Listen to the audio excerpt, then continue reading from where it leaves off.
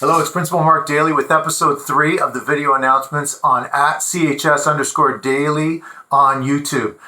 Welcome back, everybody. Now, got some listener feedback from last week's first 2 episodes. Number 1, shorten them. Number 2, you can talk fast, we can listen. And number 3, we don't need to see your face every day. So I'm not going to commit to having one out every day, probably 2 or 3 per week. Now, definitely, students, we want you staying connected to the school. The easiest way to do that is through @CHS TV News.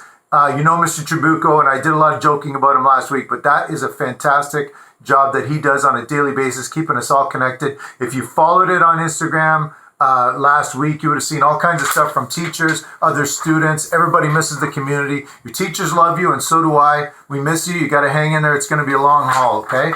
DailyMark@HWCDSB. This is where you can email me with any personal questions, trouble with logins, parent questions. Come to me as well. I'm in a bit of a backlog with these. I got a pile of questions to answer. If I didn't return your email by today, I will do so tomorrow. Sorry about that.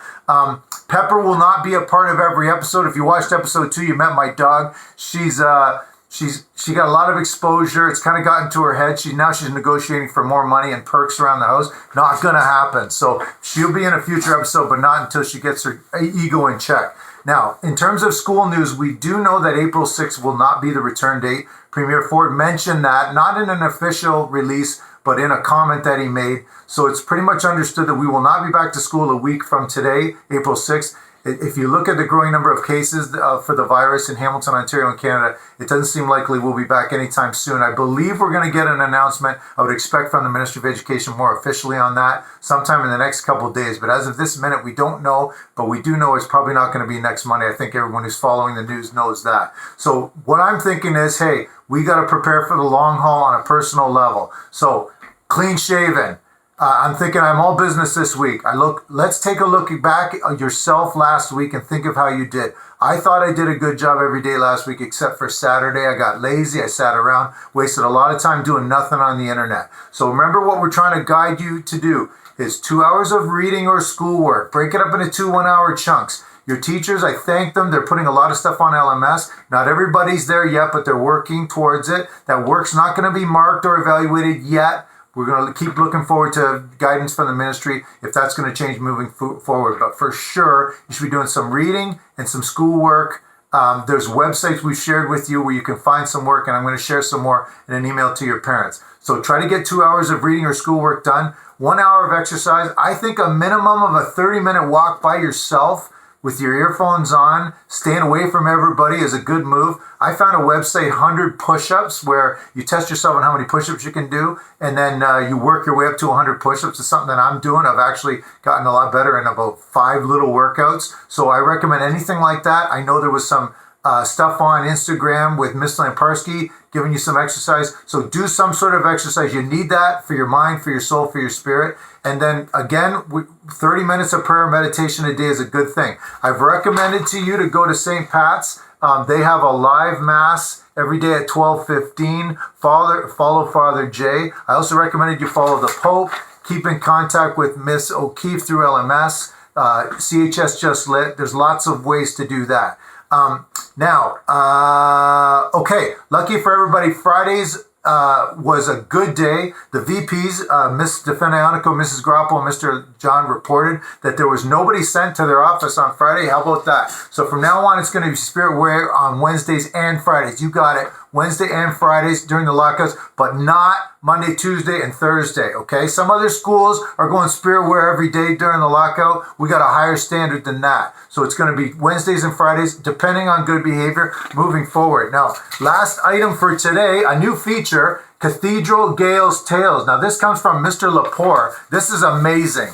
It turns out, Cathedral, that this is not the first time in the history of our school the school has been closed for a pandemic. And you're saying, how could that possibly be? We're the oldest Catholic school in Hamilton. Turns out that in 1918, this is October 1918, Hamilton Spectator, you can see the Spanish influenza epidemic is serious.